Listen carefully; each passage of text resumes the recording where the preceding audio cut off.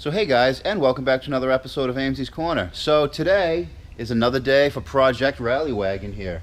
Now for those of you new to the show, this is the wagon that about a year ago we took off-road and found that it was a very capable car. As it was, maybe I'll splice in a little bit of footage later on down the line of this thing getting its baseline off-roadiness going. And it was a blast, it was a blast. The only thing that really stopped this car was it just isn't high enough to take it to the places I want to take it to get over all the crags in the road, the cracks and roughness in some of the fire access roads. The last installment, we put the bull bar on the front. Since then, I've added some Baja lights. These were just some cheapest lights I could find to go in there. They're not necessarily what's going to be in there for the long run, but I wanted just to see what they look like, and those were cheap as they get. So yeah, the problem with this car is it's just not high enough. Now I want to lift this car at least 2 inches, if not 3, and then get the biggest, widest rubber I can fit under there, so this thing won't be high-sided anymore.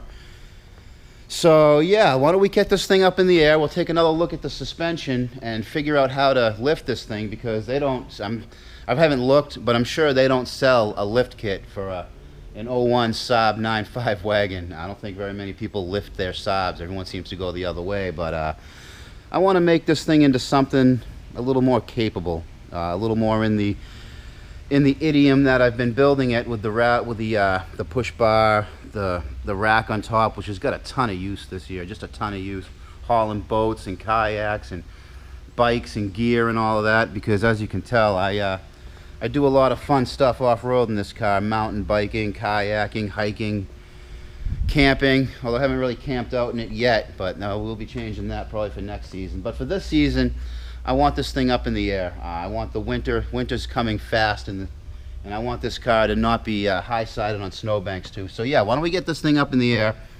We'll look back under it for those of you that haven't seen it, because it has kind of an interesting suspension setup in this stuff.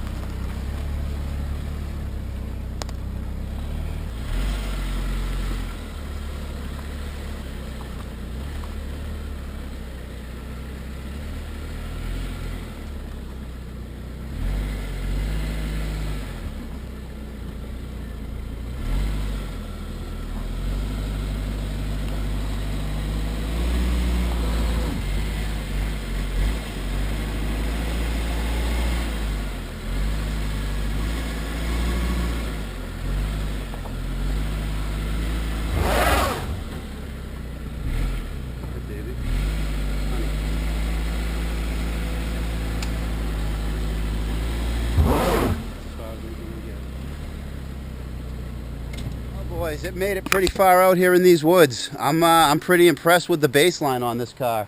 I can't honestly imagine what this thing's going to be like when I actually put some suspension and some equipment, some nice rubber under it. But yeah, this thing would keep going out. I think this thing would keep going as far out into here as it goes.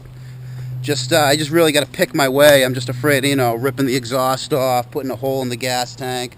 Boy, this hill's a lot steeper than it looks, I gotta say. That was a fun little segment to make there, taking this thing off-road for the baseline. But yeah, let's take a quick look under it. And for those of you who haven't seen it or don't know, the 9.5's using McPherson strut to hold the upper and a lower control arm to hold the lower.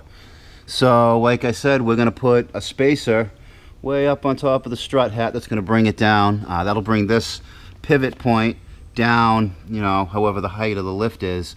But we have to compensate because it's going to make a, as you can see now, we have a little bit of a, oh, what is that, negative camber? But we got to bring the camber to positive. We're going to use that pinch bolt there with an eccentric.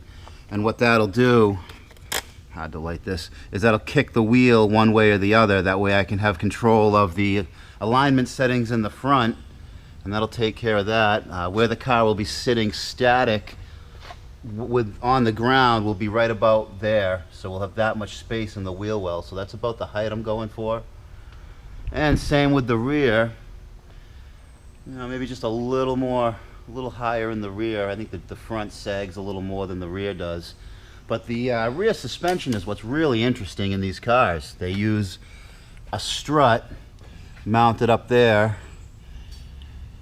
with the 4 bolts, and then the 1 bolt down here, and then they have these unequal length control arms. So yeah, what I need to do this kit and to make a lift kit for a car that hasn't got a kit is you need the old pieces that we're going to modify. So I need, for the front, I at least need the strut tops, the hats, the upper strut mounts way up there. That way I'll have my bolt hole spacing for both of those. So we need 1 front strut for reference. Yeah, I could use the struts in the car, but I want to keep this car. I need to drive this every day. Also, one good tip I can give you guys is if you're going to do something like this, don't modify the only parts you have. Don't take the struts off your car and start cutting them up. Get used struts. You can get used struts pretty much for nothing, and you know, you can use those. We're going to be doing a lot of cutting and fabricating of this upper mount right here, and I don't want to do it, look at these spiders, huh? I don't want to be doing it to these ones, because not only do you have to take the time to take it out of the car, and if I need to drive the car to work tomorrow, home today, so we don't ever modify the stock parts. We don't modify our only set of stock parts. We go get a set. So I think what we should do now is we should go on a little adventure. Actually, to be honest with you, I already went on this adventure during the week, or last weekend. Me and the old lady went to the Duke of Saab, and he gave me permission to go through his Saab graveyard. Now, it's a really cool place. He has a lot of cool cars. He wasn't open because it was last Sunday, so why don't we take a little adventure and go get the parts we need to modify. What we have here is a donor car, and this is a parts car. This would be a 99.95 sedan. Here's, you guys might remember this one. This was the one that donated the transmission to the 9000. This is actually my old 9000 seat, the original seat from my car. But that motor's in the back. You guys remember that.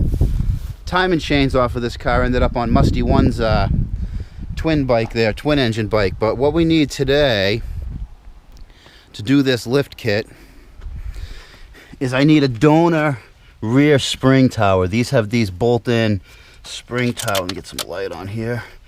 These bolt-in towers that bolt to the unibody, and then the shock part of it mounts to the knuckle here. These use an unequal length control arm, and we got to come up with a way to make one of these adjustable. And I guess the Saturn, one of you guys left a comment when we first started off in this project that they make an adjustable lower arm, so I'm going to look at getting into those. But for now, we need to get this bucket out of this donor car, because I need to modify where the shock up here, this upper shock mount mounts, so I can make it lower and then figure out a way to adjust the spring up. And then for the front, to raise the front of the car, I'm going to use strut spacers up here in the strut hat, which bolts up in the strut tower here. They bolt under these bolts. There should be other bolts and bolts and bolts, and then I'll take those off, and the upper strut mounts flush to this upper area. What I'm going to do is make a spacer however far I want the lift to be to fit on top of that. That's going to bolt to the original spots, and then have an adapter that bolts to the strut itself, and that's going to give me the front lift on the car. I also need one of these upper strut bolts here, mount bolts to the knuckle for both sides. These upper ones, I need to elongate them and get some eccentric upper bolts, but I want to take one of these bolts so I know what size I'm dealing with, take a few measurements. So yeah, let's get to breaking this thing apart, junkyard style, junkyard dog style. This ought to be a trip with these rusty New England hardware. Crusty, muddy. Looks like this thing's already been off-roading. Sweet, sweet. So yeah, I gotta get these crusty bolts. It's all right if they snap. And yeah, we'll take a look at what we got back at the shop and get this project underway. But yeah, let's tear this thing apart.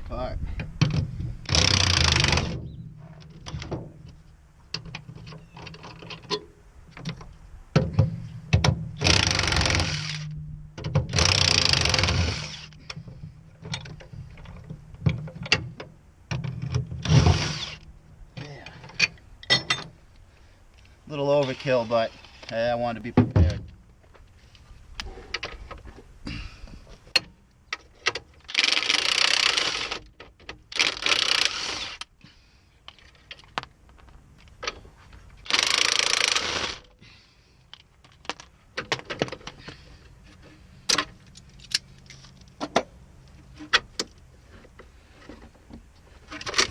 As rusty as it is, it comes apart awful nice. Someone greased everything up for me.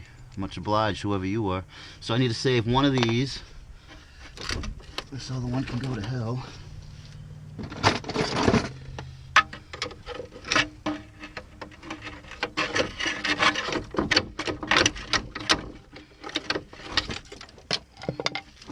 Alright, now we got this sway bar end link to deal with, which these are notoriously pains in the butt. Having to take off because there's no way to stop them from spinning. It doesn't help that I didn't bring enough wrenches. So I brought the right one this time.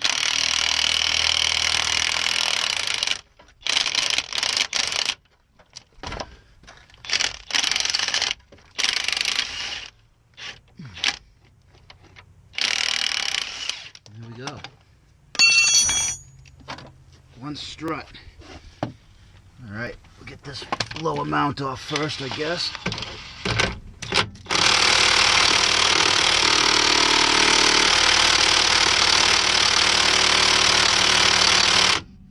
Or not.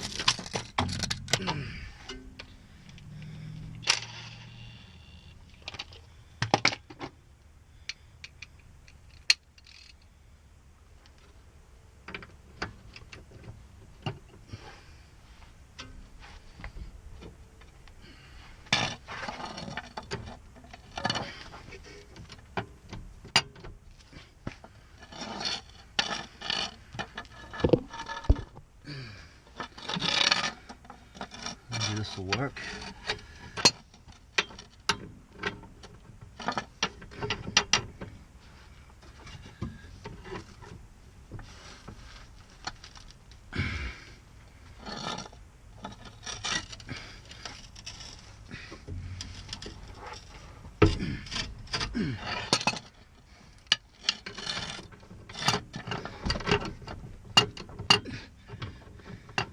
Give me a ratchet long enough, and I'll move the world.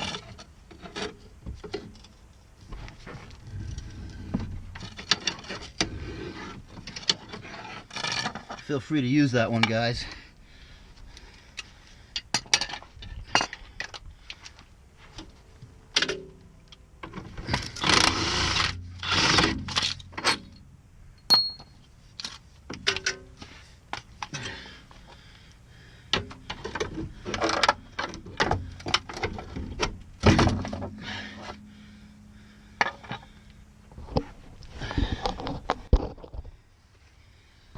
Alright.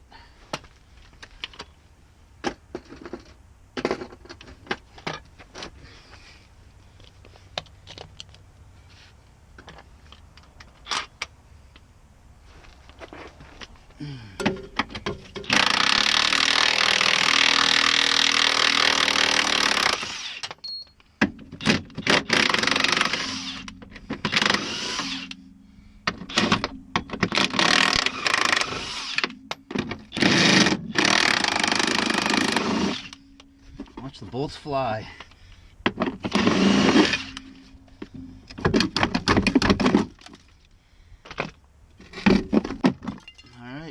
There's the bones of my lift kit. Well, yeah, that was a bit of an adventure at the Duke of Saab. He's a great guy. If you guys need any used parts or any advice on Saabs, he's the guy to go to right here in Plastow. The Duke of Saab. I'm sure you find him in the yellow pages, if that still exists. But yeah, here the struts are, the rear shocks, the front strut here. So all I need off of this front strut is just this upper mount, really, just so I can test fit what I'm going to put on there, whatever I make, and to give me the hole. So all I got to do is just strip this one strut. I just need the hat. The rest of this is probably just going to go in the junk bin in the recycling metal pile, other than my pinch bolt that we need for reference. And then the rear shocks, I need the springs and these upper towers, the struts themselves, the shocks themselves. This rusty nasty one, this one here, these are blown out, so we don't need these. We'll put new struts in once we get this built. We'll build it with these old crappy ones, then take it apart and do those after we figure out what we're doing here. But yeah, today I need these completely broken down. And if we look at this hardware, that typical New England hardware, you know, nice and rusty. So we might have to cut that one. Hopefully a little heat will get this one out. So yeah, we got to get these things. You can't just pull these bolts out. There's a lot of tension. These are under quite a bit of tension. If we just undid the bolt, these things would shoot everywhere and could lose an arm and a leg, a foot. So we'll take this over to the trusty strut compressor back here. We'll set you guys up and we'll see just what kind of a wrestling match this is going to be. This one's going to come right apart in a minute. But these two here are going to fight me a little. This might even be the whole project, just getting these apart. Well, all right, enough talking about it. Let's set this stuff up and get going. Well, all right, hopefully this isn't going to be too much of a wrestling match. This one ought to go nice and easy.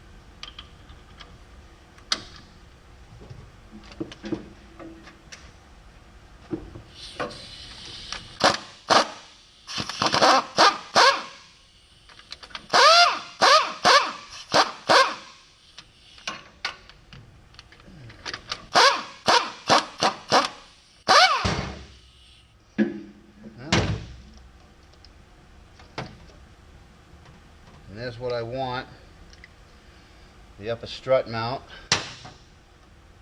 Looks like the bearings didn't really enjoy that, but the rest of this can all go in the scrap pile, because out of the front one, that's all I need right there. Now here's the front one.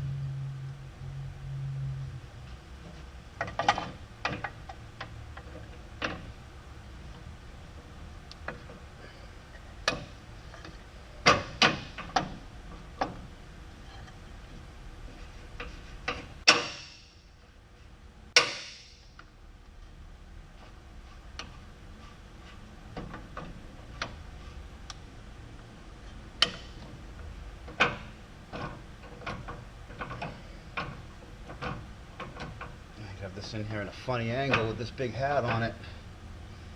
Never actually pressed these before, these rears on a Saab.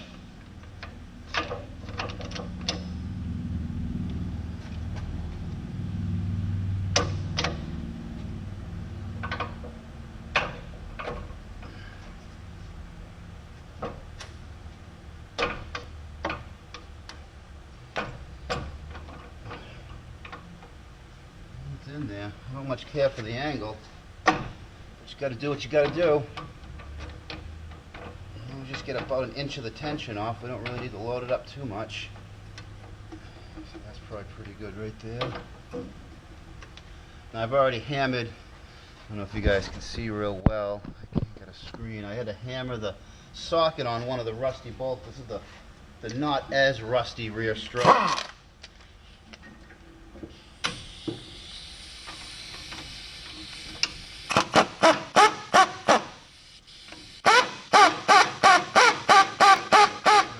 yeah, just as I thought, right at the very end, a little bit of heat.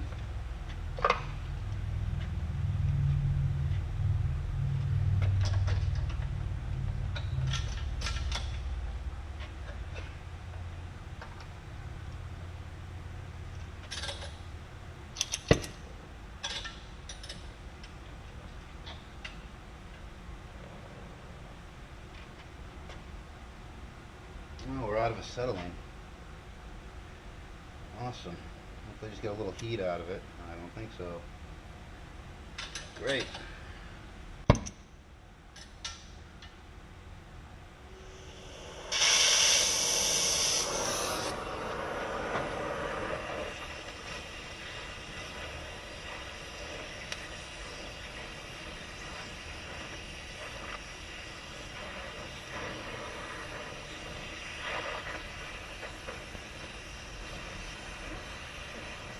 I want to heat the nut up, but I don't want to heat it so much that we melt the rubber, in case I need to reuse the rubber bits.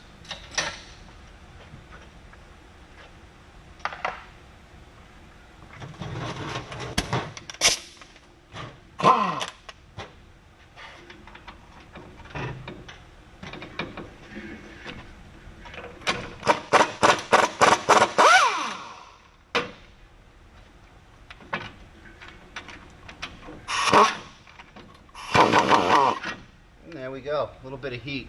A little bit of heat. I hear stories of shops down south and stuff where they don't even have torches. I just can't believe that you can work on cars without them. Must be nice to not have to work on rusty cars, I guess. But up here in northern Massachusetts, this is what we deal with.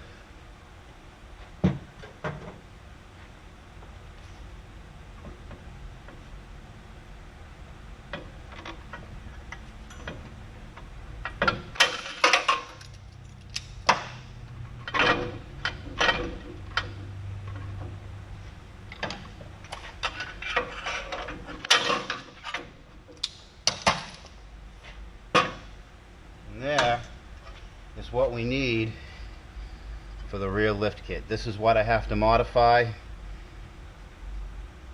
Well, I got that all broken down, that other strut. It was a wrestling match, just like I knew it was going to be, but you see that rust, you knew it wasn't just going to come apart. So we got everything laid out here. I got my these are the rear strut assembly. I'm just going to call them struts because that's basically what they are. This is the rear strut mounts. Upper shock to the strut itself. We got the front one. We got one of them ripped apart here. Got the other one ripped apart here, and I finally got a chance to look at it and come on up with a game plan. So my plan for the front, like I said, this is the upper strut mount. This is what mounts to the strut tower. I need to space this out, 2 inches. Probably about 2 inches will be about there. So being that these bolt in from the top, it's kind of like a thread in threads. So Mother Nature's coming down out there. This is the rain we're supposed to get. But anyway, hopefully I'll talk a little louder. Yeah, so these are like threaded inside. Nuts are just welded on, so I won't have to like clock it and have a stud with a nut, and then if the spacer clocked with another stud and a nut, then you just run the left on the right and the right on the left. That's how some lift kits work. What I'm going to do is just make spacers that I can stack on top of this that just have the holes drilled in them. Big hole in the middle to fit on top that'll fit inside the strut tower, so it can't be any dimensionally larger than that. So what I think I'm going to use is just pieces of 1/4 inch steel. Just make 4 or 8, however many it comes up to. 1/4 inch. This is my anvil here. And this is an I-beam anvil that I got, but it just happens to be 1/4 inch, so I would just make it out of this stuff and stack up as many as I need for the lift. The reason I don't just do it with a 1 inch piece of metal or 2 1-inch pieces is I don't have the ability to cut anything larger than 1/4 inch, and even 1/4 inch I kind of have a hard time cutting. So I'm gonna see if I can find someone that wants to make me a bunch of 1/4 inch spacers. You know, the neat thing is I can stack them up when I get as many as I need. I can have one height. If I have to take one out, I can take one out and bring the front down, or I can make another one and bring it up. That'll give me some adjustability in the front, which is kind of important to have this as adjustable as possible. So we have the upper bucket for the rear. These can fit either side, right and left. They're interchangeable. Here you can see where I was clamping those vice grips in to get it apart. So the plan here, now with the front, we're going to be spacing the whole assembly down. That's not as easy to do. These being canted off, I really can't cut these. I mean, I could cut these ears off and mount it lower, but I don't think that's going to be strong enough, you know, good for a show car, something that's not going to actually be going off-road. So my plan is to bring this cup, because that's where the shock goes, down to about here. I believe 2 inches would be, bear with me a second. 2 inches will be, hopefully that's not glaring out at you, but right about, this needs to go right about just a little under there, which shouldn't be a big deal. Just cut it off, reposition it, maybe hammer the metal and re-weld it together. Now, that's not going to give me any lift at all. What that's going to do is it's going to bring where the shock here works just down further. It's not going to actually change the distance from the bucket to the bottom mount. So I have to come up with a way to get the shock to sit down here, the spring to be up in the bucket. I was thinking on just cutting this and extending this down the same way up here, but I don't think that's going to be real strong or feasible. I think it's going to be a lot of work and not real strong in the end. So the other option, once we change where the shock works, is we have to change where the spring sits. So if that's going to be like that, and say we got our 2 inches, you know, probably going to be up about there or so. So yeah, there's 2 inches, so we need to take this space up. Now, I have a couple of options. I can just, the same as the front, cut some spacers and stack them on this mount, because that's kind of what it does, and that would bring it up. Or, if you guys remember Project Rice Bowl, that Civic SI, that white and yellow kind of tacky Civic SI, where we had kind of fixed the body on it, but then I put some stock suspension back into it to make it more usable. I don't really throw stuff like that away, so I held on to those struts. I have all 4. The interesting thing is these have these ground control adjustable, kind of hard to do with one hand, adjustable collars. Now what these will do is they fit on, let me do this single-handedly, this is going to be interesting. My lovely assistant had some errands to run, so it's just me today. Those will fit on that, and then that will give me my 2 inches, you know, just by adjusting it. Plus it gives me my adjustability.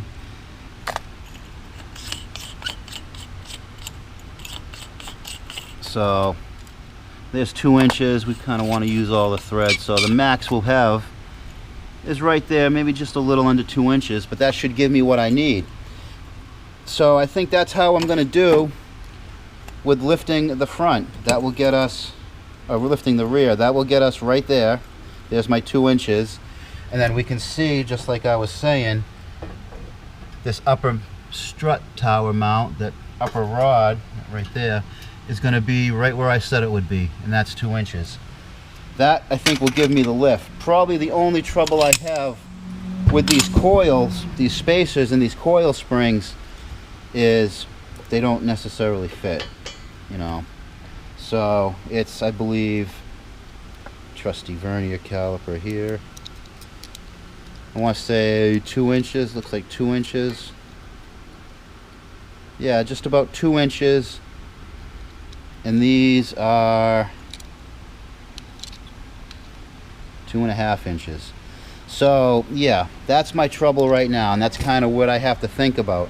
My options are to buy ground control or whatever coil spacers, just these parts that fit that little hole, and I don't know if I'm going to find them that small. The other option, less desirable, but I think I'm going to get away with it, and I think it's the way I'm going to go, is I'm actually going to cut these coil, just this first wrap off, to wherever it's 2 inches. If you see, it'll fit right into this upper coil up here. So I'm gonna have to cut, no, somewhere right around Mother Nature's blowing, making a real mess out there. I think I've reached the limit for today. I don't have any 1/4 inch stock to start cutting these out. I don't want to start cutting anything here until I figure this piece here out, this bottom out.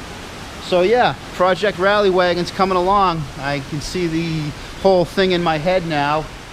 And yeah, if you guys have any suggestions on better ways to do this, if you guys know of any other ways to deal with those rear coils, get that rear end up, or if maybe you guys want to do a little homework for me and see if they actually make a spacer that would fit on this car, maybe something will work. And another thing you guys had mentioned, and I want to just get back into the adjustable beam. I think it was a Saturn, you guys said this. One of you made a comment on an earlier video that Saturn came up with an adjustable arm to take care of some suspension issues. If you guys could maybe do a little research, and if anybody remembers that part number or the fitment the car it would have come off of, so we can get this adjustable.